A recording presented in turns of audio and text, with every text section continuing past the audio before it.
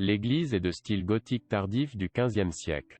Sur le côté sud, il y a un spectaculaire portail Renaissance daté de 1538, peut-être de l'école de Juan de Vallejo, dont la décoration est plateresque mais maniériste en raison de sa structure de composition. Le portail est flanqué de 2 grands pilastres rivetés d'éléments baroques.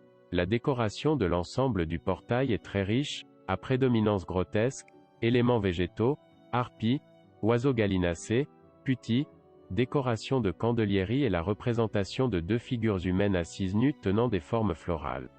Couronnant l'ensemble du couvercle une niche à l'image de Notre-Dame de l'Assomption et le tout surmonté d'un fronton triangulaire. Son intérieur est divisé en 3 nefs, couvertes de voûtes d'ogive et d'un chevet carré. Sur les côtés, 2 sacristies et une tour élancée, avec le clocher du XIXe siècle dans la dernière partie. Il y a 7 retables des XVIIe et XVIIIe siècles.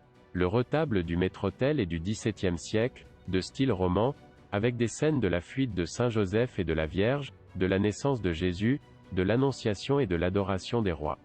Le seul témoignage roman conservé à l'intérieur est un fond baptismal polygonal, orné de 12 arcs en plein cintre reposant alternativement sur des colonnes simples et jumelées du début du XIIIe siècle. Se distingue la sculpture de la Vierge de Cobos, une sculpture assise de 60 cm en bois polychrome, du deuxième tiers du XIVe siècle.